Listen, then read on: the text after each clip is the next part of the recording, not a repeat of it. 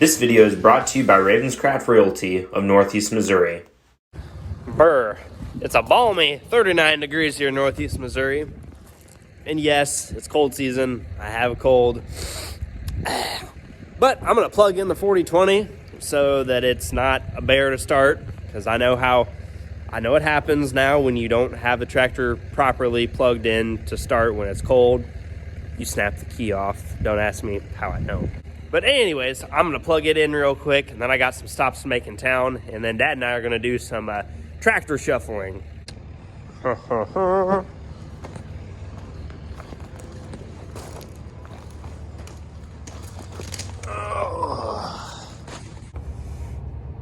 I'm going to save myself so much time and frustration by just plugging that in. Well, Side and Stricker didn't have my darn parts. I still have an hour and 24 minutes for them to get here, though. I was over here at the dealership, and I just noticed something peculiar out of the corner of my eye down here in the already purchased and spoken for equipment row. Oh yeah, 1745. Ho ho ho. 3 bushel boxes. Is it a vac planter? No, it is not. I think this is a finger pickup. This is about as basic of a planter as you can get in 2023. Wow. I think they built this thing to compete with like the Kinsey 3500 lift and twist machines. This is pretty cool. And we got a brand new 9R 440 pulling a brand new 24 row high speed planter. Pretty cool.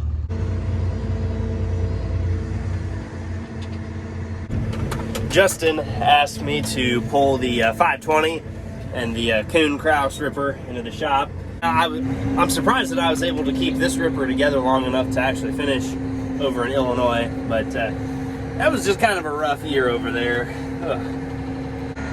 There comes Dad in the driveway with his new toy. I plugged the 4020 in earlier so that we could use it to pull start one or both of the 4320s, since they don't like to hold a charge. Also kind of cold, and I know at least one of them needs batteries, but the other one that we're going to sell, that's the next guy's problem. But we're going to use the 4020 to pull start them, and we can do that because they're synchro ranges. If you tried to pull start a power shift tractor like this one, oil would come out of places that you didn't know oil could come out of. Man, look at how nice that looks. Now I just need to do the rest of the tractor.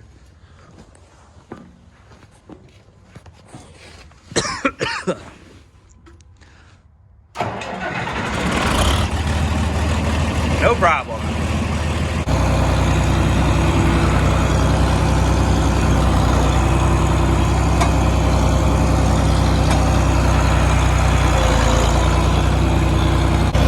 If this tractor had about 20 more horsepower, man, it would be a powerhouse. Or I guess you could add a turbo to it, which is what a lot of people did. Man, look at how that sun hits the hood. Oh, there it is. Well, here goes nothing. I think we might just have it. How about that? Well, we got one of them. Hopefully it makes it over the house still running.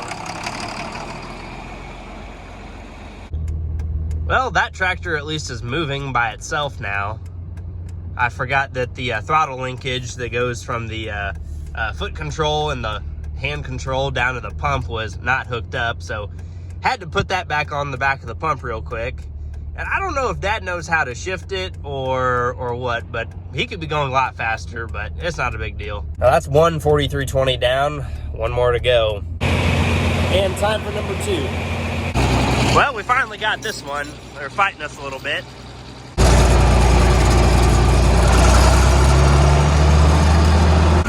That is an antifreeze leak. Great. Okay, both of these pigs are at least in the shop, so now it's time to go eat. I just have to keep telling myself that I do love old tractors. Huh. Another beautiful sunset. Right, May? So hopefully tonight I can get the injectors properly sealed, seated, put together, what have you. But we shall see. Also got to take the dual hubs off, swap the drawbars, and a couple other little things. Well, that was a productive hour and a half. Got all 6 injectors out, hood off, and put the new fuel filter on. And tomorrow we're going to clean out all the holes and hopefully get all the injectors back in and going. I hope you guys know that I cannot breathe through my nose. It is now about 9 o'clock here on Saturday morning. Ew, my lips are chapped. But anyways, I'm going to Hannibal to buy a torque wrench and some nuts and bolts for the front weights on the 4320, because I would like to shuffle some weights around, and the bolts that I got the last time were too long. But last night, we got all the injectors out, and need to go by Side Stricker and see if they have some stuff that I need. But if they don't, it'll probably be okay too. Oh well. A little early morning run to Hannibal, never hurt anybody. Here is our new MacDon FD 240. It's only about 8 months late on delivery. A fancy 3-section reel, so you don't have the big divider or holder arm here in the middle obstructing your view of the feeder house. Pretty nice. I got the aluminum reel, so it's lighter weight. I wonder if we can fit this on an X9. They make a adapter for one, yes. Different. Everything's different. The guards are different. Most importantly, the bolts fall out, just like the John Deere. Yeah. Well, I found something terrifying. This air filter from the 72 4320 was made in 1981. Yeah. And the inner air filter, guess what year it was made in? 1981. I'm just going to replace both of them. So I have to clean these injectors because the barrel here is completely covered with carbon, because none of the sealing washers that I put in worked, because none of them were torqued down to the right spec. That was my fault, 100%. So, to spin these quick enough to get all the carbon off, I put it in a drill. I have a piece of emery cloth. Watch this. Problem solved. I have to be like one of the 3 smartest people in Northeast Missouri. I mean, look at that. Carbon, gone. Not even a problem.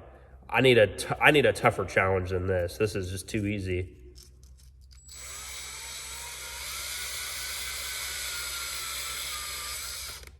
I've been working hard on the injectors here off camera because I want to know how to do it, so I make myself look smart when I am on camera. So I've got 3 of them done. I think they start from the front, so 1, 2, and 3 still need to go in. 3 is behind the oil cooler. That's going to be a fun one. But I got 4, 5, and 6 in. That actually went pretty smoothly. I borrowed some tools from one of the techs at our Deere dealership. He loaned me his bore cleaner tool.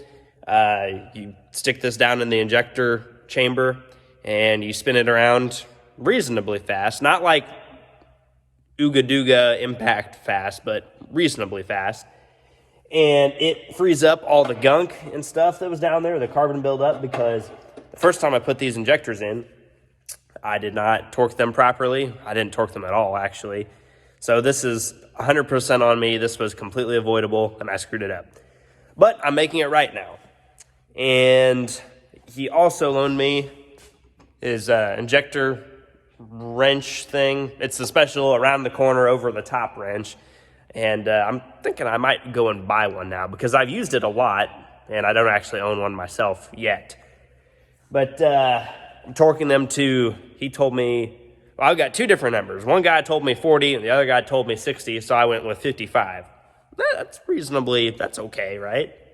But I bought a fancy torque wrench from Tractor Supply this morning for the low price of $70. I picked one that was, middle of the pack, not the cheap Harbor Freight special, but not the Snap-on ripoff either. And torquing them to 55 pounds. And so far, it's going really smooth. So hopefully we don't have any more leaky injectors and fuel leaks all over the side of the tractor. Hell, if the radiator leak solves itself, I might even pull this thing outside yet today and power wash this whole area off because it is thoroughly scuzzy and oily and nasty. I do declare that it is time to head inside and find something to eat on this fine February Saturday in the American Midwest. Okay, so this is the last injector on this tractor. Got the other 5 in. They're even pointed the right way. So you take the bore cleaner, drop it down in the bore. You take your turning apparatus. You put it on the bore cleaner, and it turns and it scrapes all the cruddy carbon and stuff so that the sealing washer can actually seal. So this is what came out of the chamber, and all this nice gunky carbon stuff would have made it nearly impossible for the sealing washers to do what they need to do. To get the injector to do its thing and seal up properly, I was advised to replace all the little O-rings on these, even though they might have just 2 hours on them or something like that. But when you're in this deep to something, you just go ahead and replace all the little stupid stuff that could end up failing again later on.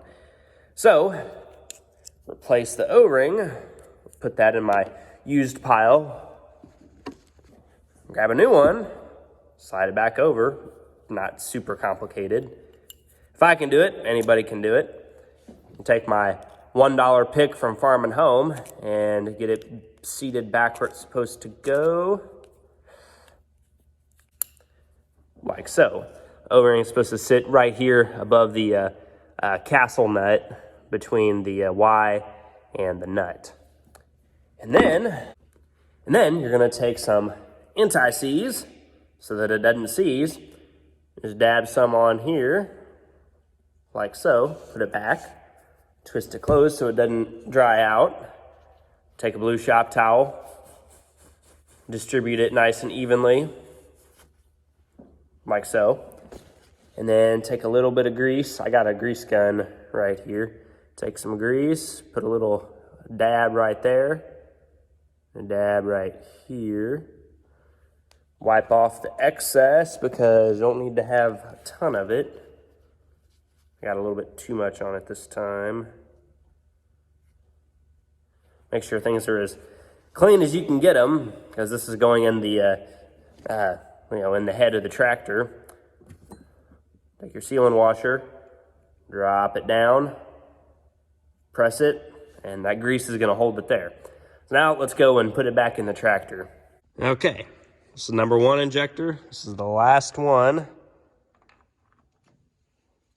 All right, it's in, and notice the orientation of the Y part. It needs to be pointed out at a fairly straight angle. This one was the first one I did, so I screwed it up a little bit. And I also need to bend this tab up because the hood didn't fit quite right. But I'm gonna start to get this nut threaded on, and then I'll get the phone back out and video the rest. Okay, the last injector is in place. Now I'm using Dad's help and a bar, and probably this little thing too, to keep the Y pointing the right direction, which is this way. I think we got it. If you're not familiar with torque wrenches, you set it right here to how many foot-pounds you want to have as your spec, and then when it gets there, it will click. So we got our special around the corner behind the injector wrench. Let's throw it over here.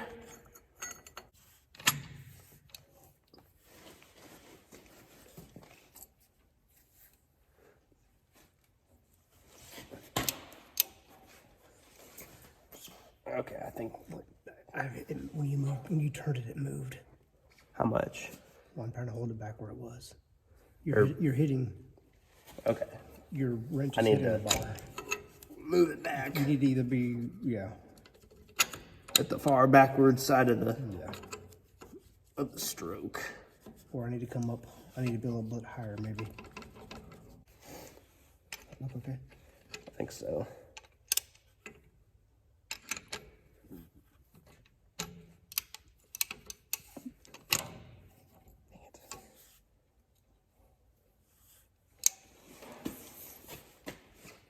Oh, we're moving again.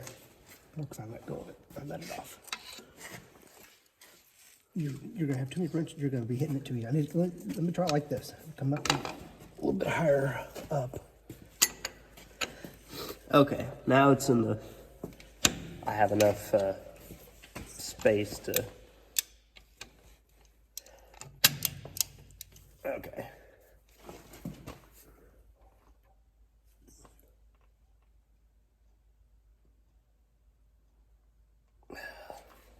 That doesn't feel right.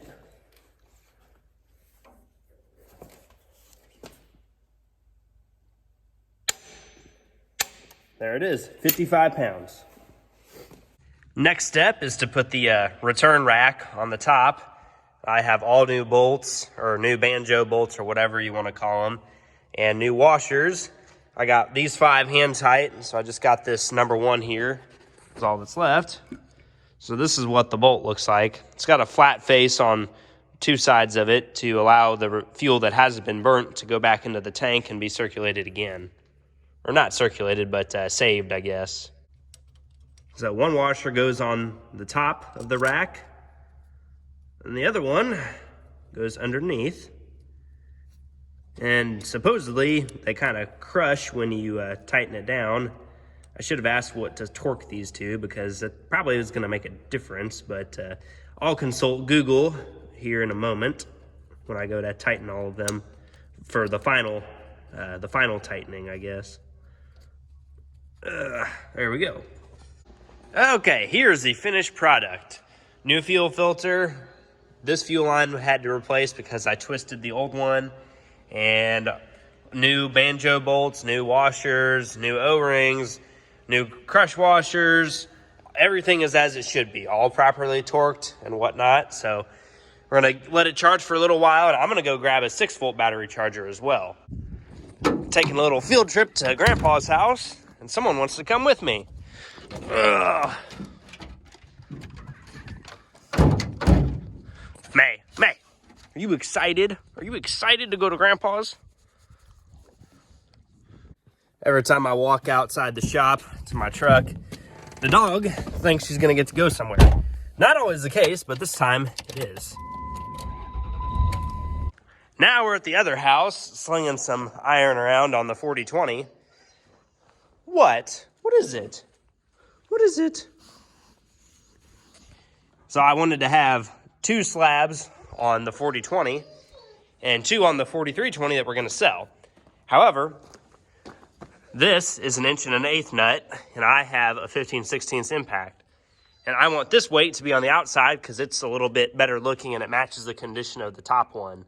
This one's kind of crusty, so it can go behind another weight. But May and I are going to load up. May! Come on, dog. May and I are going to load up and head back across the road. I know that you can jump up there. Hey, don't look at me like that. Oh, that was a big yawn, May. You're such a good puppy. Okay, I spun the engine a couple times. Got fuel coming out of the injector lines. So, I'm going to tighten these back down, and we're going to see if she'll go. I'm optimistic. Cautiously optimistic, though. Can never be too optimistic, as I've found out in my many, many years of life experience. Okay, so here's the good news. No hissy noise.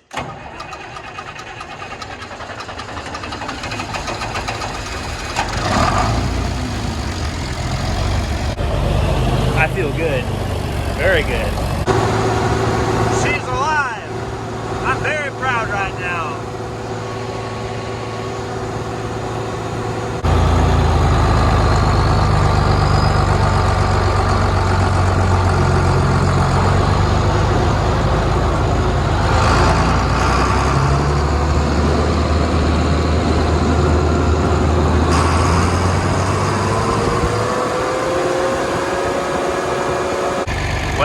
There's no anti-freeze puddle yet. Been running for about 20 minutes, so if something would have appeared, it would have appeared by now. I just need to go back and tighten the nuts here that hold the fuel lines on. I think she's good. I done a good job. This tractor's not quite done with everything I want to get done to it before Monday. I'll tell you what's happening Monday. But I'm going to bring it back inside here for the time being. I was just thinking of this song. I already have several of the injectors from that tractor out and cleaned and almost ready to go back in. And I got the 724320 that we're going to keep. It's all as back together as it's going to be for now. Hopefully tomorrow, which will be Sunday the 12th of February, I'll get it outside and wash it so that it's not so scuzzy and bleh. But anyways, I'll show you the complete process of making one of these injectors great again. So this one, the washer is still on it, the crush washer right here by the tip. To get that out, I chuck it up in the vise, just the washer part, not the injector. Maybe. But you put this in the vise, grab hold of the injector, or the washer part, pull it out. There you go. Problem solved. Take your dirty rag, give it a preliminary de-scuzz, chuck it up. I know there's probably some old dude watching this like having a heart attack watching me clean injectors this way. I take a little piece of emery cloth. This is pretty slick. Like I'm impressed with myself. I didn't think that I would be able to come up with something that would work this well. But I can't find any huge fuel leaks on the 72, so that's a good thing. That means I did something right for a change. Okay, that's reasonably clean. Now I'm going to take this pick, reverse it. I'm going to take the pick, put it in the threads here on the nut, get those nice and cleaned out so that it'll go in easier. There's a bunch of scuzz in these threads. So look at all that junk. No more. Done. Then up here on the barrel of the injector, kind of give that a little cleaning as well. Then up here on the top, take my wire brush and give it a nice once over. I want to make this look halfway nice for the next people who own this tractor. So if you guys are actually interested in the 71 back there, it will be for sale in the not too distant future, because on Monday, which will be the 13th of February, Brailers or Best Driver, whoever you want to call them from Palmyra, are going to come out and hopefully get all the tires switched around on these tractors.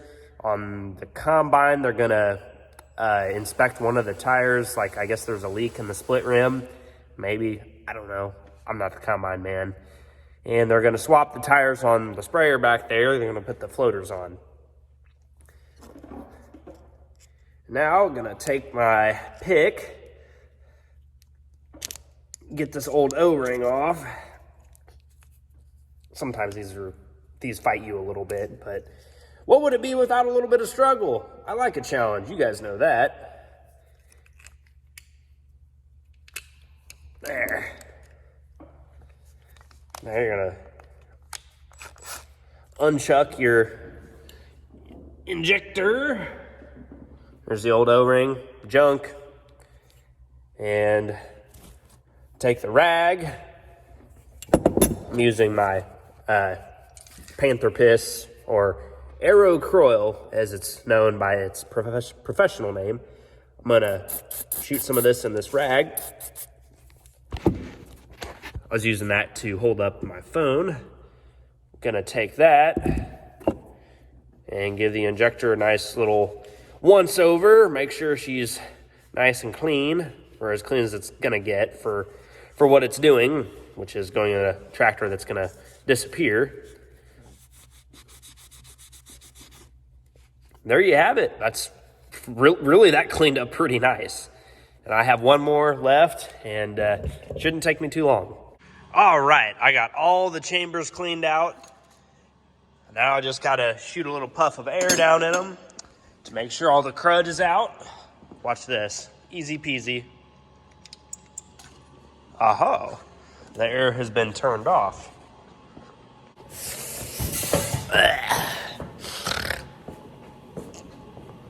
Man, I hate having a cold. This sucks.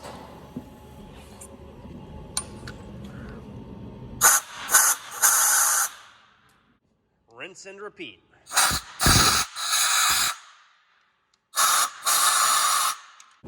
It is now 1:47 a.m.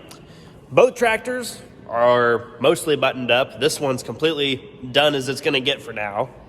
And I'm waiting for tomorrow morning, or this morning, I guess, for Dad to get back out here at 10 o'clock or whatever after church. And him and I will put the hood and things back on this tractor, and it'll be done. I'm really pretty pleased with the progress I made today. This tractor is gonna be sick when we get those tires and wheels on it and get the duals and everything put on. And I'm probably gonna buff and wax this one as well, because I have a feeling that this paint is gonna clean up really, really nice. And tomorrow this is gonna get power washed for sure. Okay, I'm tired. I'm going to bed. Today is the appointed wash things day. Got the 72, my pickup. I'm also gonna wash up the 71 4320 after Dad and I get the hood back on it.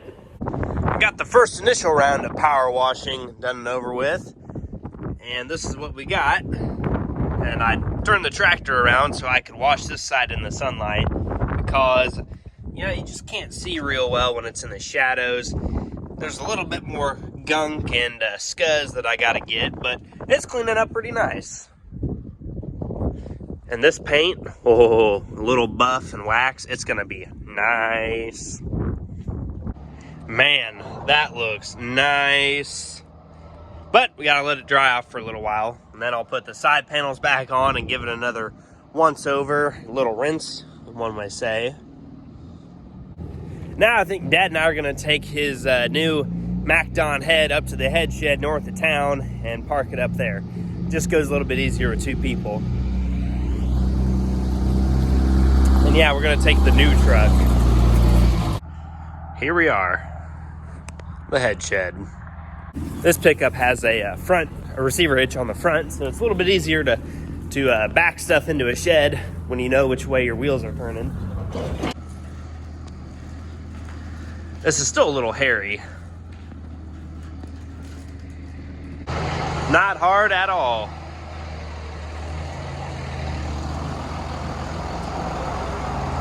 So we're here by Nutrien.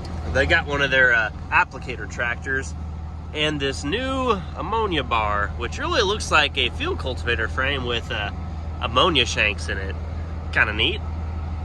The 730 hasn't gotten some love for a little while, so we're gonna pull start it and I'll run it around a little bit and see what's wrong with it. There she be, ready to go.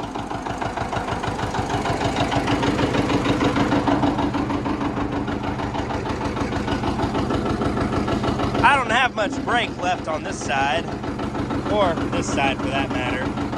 That's okay though. I have some flat spots in the tires from sitting so long.